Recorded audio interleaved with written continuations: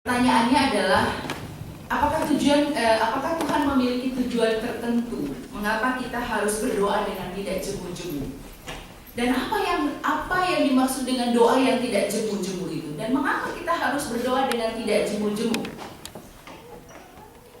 Berdoa dengan tidak jemu-jemu. Kata jemu-jemu di dalam bahasa aslinya, dalam bahasa Yunani disebut epikeo, yang berarti buruk, lemah, gagal hati. Jadi kalau mau dikaitkan dengan berdoa dengan tidak jemu-jemu, itu artinya supaya kita tidak berhenti berdoa, supaya kita tidak menjadi lemah, tidak menjadi kendur, tidak jarang berdoa, tidak asal-asalan berdoa, tidak kehilangan semangat atau iman di dalam hati kita, tidak percaya kepada kuasa doa itu, atau juga tidak tawar hati. Nah, ini menarik sekali. Saya teringat dulu pada waktu saya masih kecil, Bapak Ibu. Ibu saya pernah bercerita begini. Dulu kamu kecil tuh kamu kalau berdoa ngawur. Doa makan padahal sudah diajarin juga. Tapi doa makan lipat tangan, tutup mata, lalu apa yang keluar dari bibir? Yang keluar itu begini. Cekot, cekot, cekot, cekot, cekot, cekot, cekot, cekot, amin. Tapi serius gitu. Cekot, cekot, apa itu cekot, cekot ya? Amin. Lalu nanti kalau disuruh doa tidur, lipat tangan lagi. Lalu bilang ya, cekot, cekot, cekot, cekot, cekot, cekot, cekot, cekot, amin. Wah, mama saya pikir mungkin bahasa roh pada waktu itu ya katanya. Tapi enggak juga. Saya pun juga tidak tahu apa arti kata cekot, cekot, cekot, cekot itu juga enggak tahu. Tapi mama bilang bahwa ya itu yang sering kamu sebutkan, cekot, cekot, cekot, cekot. Sampai pada akhirnya ketika masuk di kelas 0 dan saya kecelakaan, ada waktu beberapa hari di rumah, harus terbaring di rumah, lalu mama mengajarkan doa Bapa Kami, dan itulah doa pertama yang paling saya hafal, doa Bapa Kami. Mau doa makan, doa apapun, doa Bapa Kami. Udah hilang kata cekot-cekot itu. Rupanya itu menjadi satu contoh dulu pada waktu masih kecil, saya berdoanya ya asal-asalan. Sekarang kadang-kadang juga sering menjadi kendur juga, dan jarang. Kendur begini. Karena kalau sudah lelah, naik tempat tidur, doa sambil berbaring. Terima kasih Bapak untuk semuanya. Hilang. Besok pagi entah tangan sudah di mana loh. Tadi malam sempat amin gak ya? Bapak Ibu punya pengalaman yang sama? Ketika di hadapan kita nasi sudah tersedia, pulang tadi kebetulan trennya agak telat.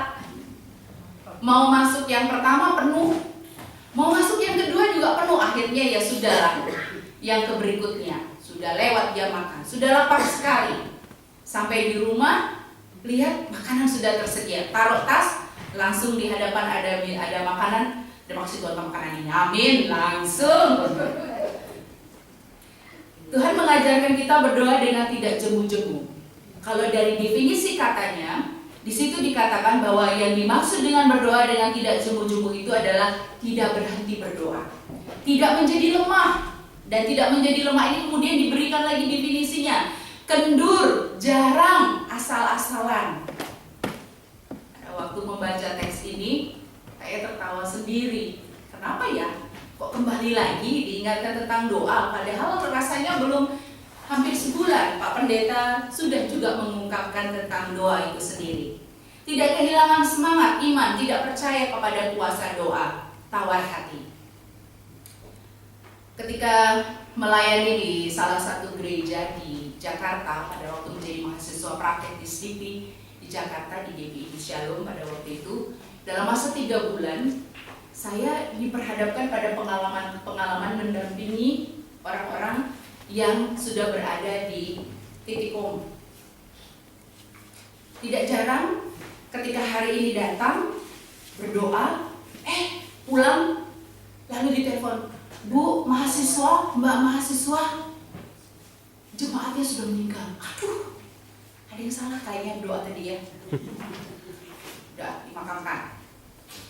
Kunjungi lagi, begitu juga. Saya sempat sampai pada satu titik bertanya apakah saya salah di dalam doa, atau mungkin kayak kayaknya doanya nggak cipeng nih. Doanya kayaknya nggak greget nih. Ketika seorang pendeta dihadapkan pada pasien, di mana pasien itu sedang terbujur dalam keadaan koma, dalam keadaan sakit, bagaimana dia bisa menetapkan hatinya untuk tetap percaya bahwa doa yang dinaikkan kepada Bapa itu tidak tawar. Dia juga punya keyakinan bahwa doanya itu bisa dijawab oleh Tuhan. Bagi saya seorang pendeta, hal ini juga tidak mudah. Boleh tetap yakin bahwa doa akan dijawab oleh Tuhan. Disinilah Tuhan berkata, berdoa dengan tidak jemu-jemu, seorang tidak kehilangan semangat dalam hatinya, di dalam imannya, tetap percaya bahwa ada kuasa doa itu sendiri. Seorang jemaat datang kepada saya dalam pelayanan yang lalu. Dia datang, lalu dia bilang begini, Bu Pendeta, hari ini Bu Pendeta harus datang ke rumah. Oke Pak, datang. Jam berapa? Minta tolong doakan ya Bu. Ya. Dalam pikiran saya bahwa nanti saya akan berdoa untuk keluarga ini. Lalu saya naik motor, pergi ke rumahnya sore hari.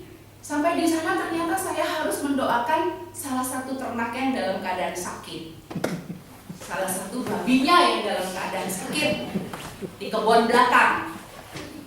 Saya pikir tadinya saya akan mendoakan beliau gitu. Jadi oke lah, pergilah saya ke belakang bilang, Bu, tolong Bu Pendeta harus doakan ini, karena kalau misalnya babinya meninggal, babinya mati, dia nggak punya lagi binatang peliharaan supaya bisa ekonomi di rumahnya baik. Ibu bapak tahu, di pinggir kandang itu saya berpikir berdoa. Saya harus bilang apa? Apakah kalau kau mau mati, matilah. Kau mau hidup, hiduplah. Atau saya harus berdoa yang lain, Tuhan berkatilah ekonomi keluarga ini. Saya perhalus doa saya. Lalu saya katakan, Tuhan, berkatilah semua upaya-upaya di tengah keluarga ini. Baik ternak ini pun, kalau Tuhan izinkan dia sembuh, dia pulih. Tapi kalau tidak, Tuhan pun buka berkat bagi keluarga ini. Amin. Cepat-cepat pulang. Tidak lama kemudian jam 7 malam, keluarga ini datang lagi. Karena rumahnya tidak begitu jauh dari tempat saya datang lagi. Bilang, Bu Pendeta, babinya mati. Babinya mati. Aduh. Lalu apa yang harus saya lakukan, Bu? Anaknya mau sekolah kan? Udah mau naikkan kelas. Nanti pasti harus ada biaya lagi. Oke Pak, tadi kita sudah berdoa akan ada jalan-jalan bagi keluarga untuk masalah ekonomi. Pasti ada jalan. Lalu saya coba hubungi beberapa anggota jemaat. Ya, karena meninggalnya bukan sakit yang aneh-aneh kan, jadi bisa dipotong babinya lalu dijual dagingnya dan seterusnya. Ada jalan berkat bagi keluarga itu. Nah, Ibu Bapak yang dikasih oleh Tuhan Yesus Kristus itu hanya beberapa cerita. Tetapi saya yakin bahwa tidak jarang, bukan hanya saya, tapi Bapak Ibu pun pasti pernah diperhadapkan pada situasi di mana pada saat itulah Bapak Ibu bergumul dengan doa-doa Bapak Ibu sendiri. Apakah Bapak Ibu meyakini doa Bapak Ibu itu masih berkuasa? Ada kuasanya ketika kita berdoa? Yakin bahwa ketika kita berdoa kita tidak tawar hati di dalam menaikkan doa kita? Apakah kita berdoanya kendur seperti tadi malam kemudian aminnya besok pagi? Atau ingat hari ini mendoakan padahal teman sudah bilang jangan lupa doain aku ya. Oke, aku doakan, tetapi lupa kemudian sampai teman itu bilang, makasih ya doaku sudah dijawab. Oh iya ya, aku nggak doain. Ini pertanyaan bagi kita. Kembali, Tuhan menghendaki kita dengan berdoa tidak jemu-jemu. Sebab ada kaitannya dengan kondisi hati rupanya. Kesungguhan hati, ada motivasi, ada iman. Jadi berdoa itu bukan masalah kata-kata saja. Bukan masalah kata-kata. Bukan masalah bagaimana kita tetap berdoa. Melainkan bagaimana kondisi hati dari si pemohon doa itu sendiri. Apakah hatinya bersungguh-sungguh, apakah motivasinya, Apakah bagaimana imannya ketika dia berdoa? Hati yang sungguh-sungguh, motivasi yang benar, dan adanya iman akan membuat seseorang berdoa tanpa henti dan tanpa putus asa. Tanpa henti dan tanpa putus asa. Memang kalau menunggu itu kan tidak enak ya. Menunggu itu pasti menyebalkan, apalagi kalau misalnya kita menunggu sudah berulang-ulang kali berdoa tapi tetap tidak ada jawaban doa. Itu pasti tidak enak. Nah, disinilah kembali kita diajarkan oleh firman Tuhan. Lihatlah dalam perumpamaan hakim yang benar ini, hakim yang tidak benar ini. Ada yang menarik karena seringkali kita memang membandingkan hakim ini dengan Allah. Benar? Kalau kita membaca teks ini, kita membandingkan hakim itu dengan Allah.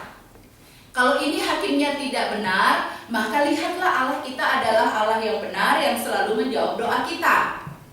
Pernahkah terbayang di dalam pikiran Bapak Ibu? Coba sekarang kita menempatkan Allah dalam posisi wanita yang terus-menerus berupaya meminta, memperjuangkan sesuatu.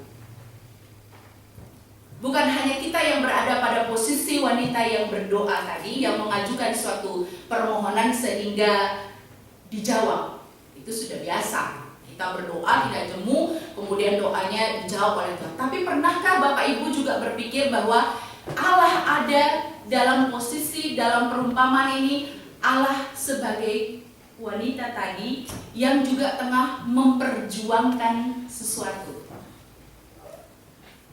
Kita meminta, tidak jemu-jemu, Allah menjawab. Lalu kita melihat bahwa Allah rupanya juga tidak jemu-jemu, selalu bekerja, berupaya supaya apa yang menjadi permohonan kita dijawab. Apa yang menjadi permintaan kita, apa yang menjadi permohonan kita, semuanya dipenuhi dalam waktu dan kehendak Tuhan. Ada satu kata yang menarik dalam ayatnya yang kelima dari bacaan ini. Dalam ayatnya yang kelima dikatakan, namun karena janda ini menyusahkan aku, baiklah aku membenarkan dia supaya jangan terus ia datang dan akhirnya menyerang aku.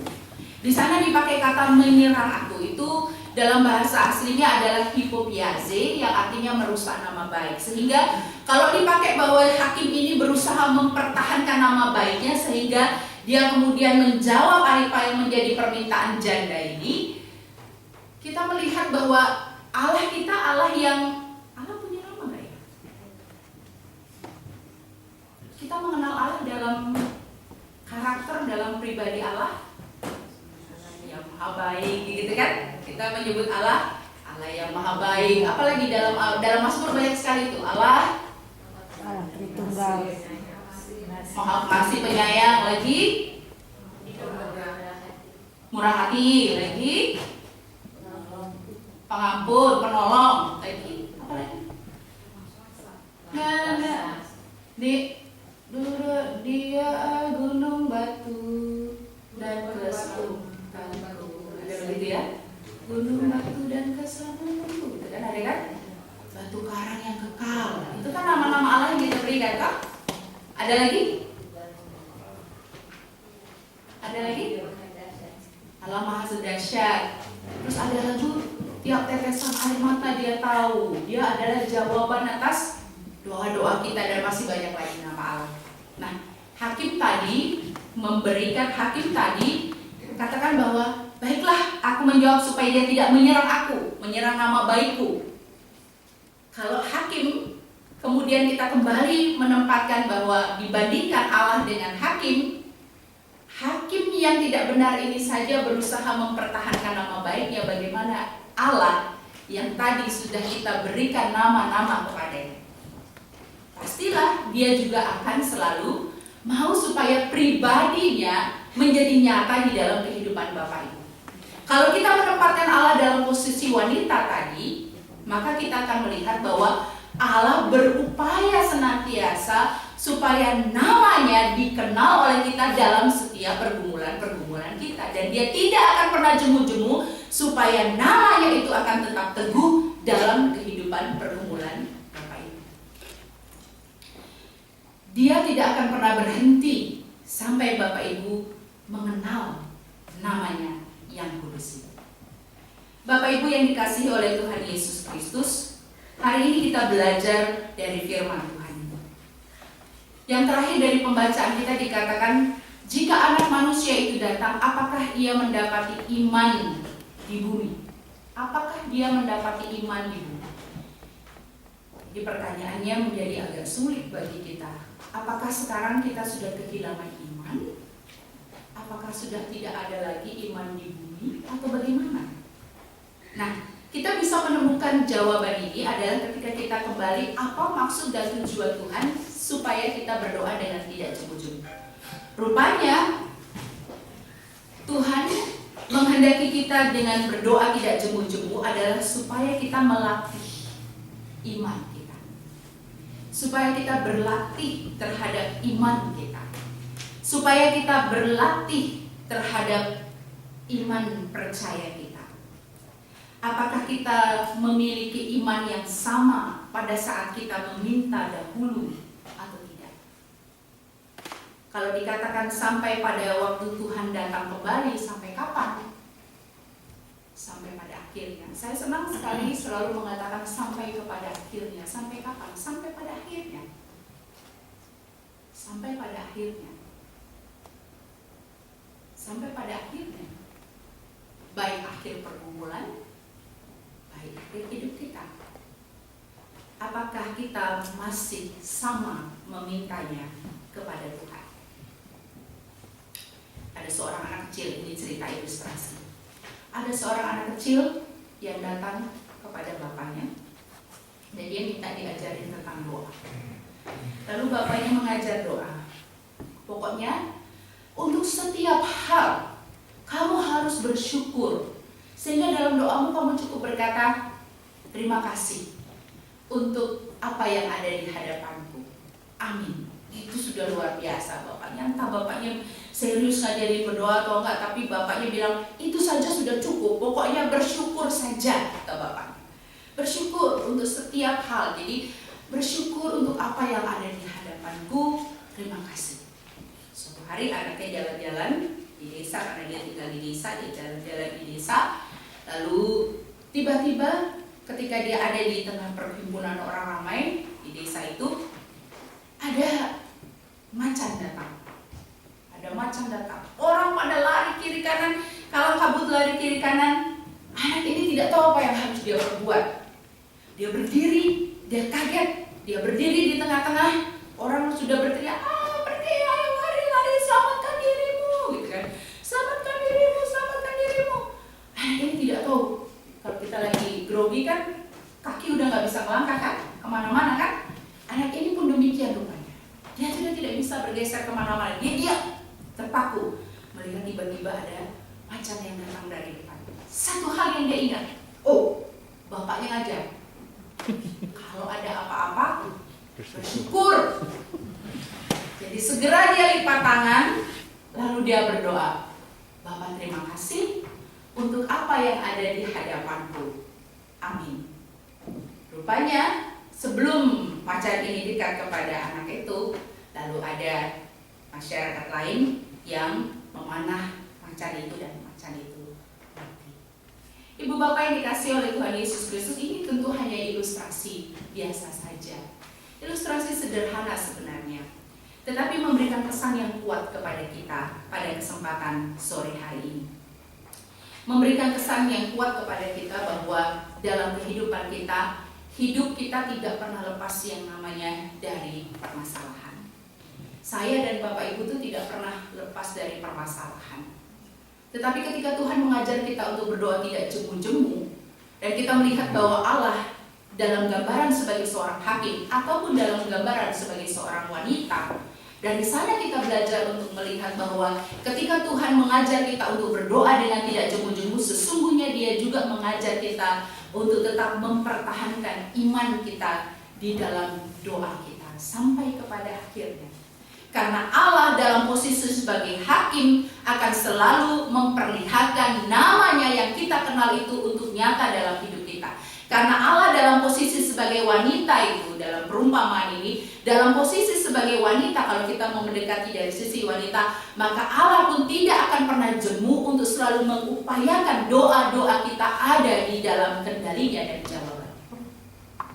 Karena itu berdoalah jangan kendur, berdoalah jangan pernah asal-asalan, berdoalah jangan jarang-jarang, tetapi tetaplah dalam keyakinan, dalam kepercayaan, dalam imanmu sama seperti pada awalnya kepada Tuhan. Tuhan mendengarkan doa, Tuhan menjawab doa.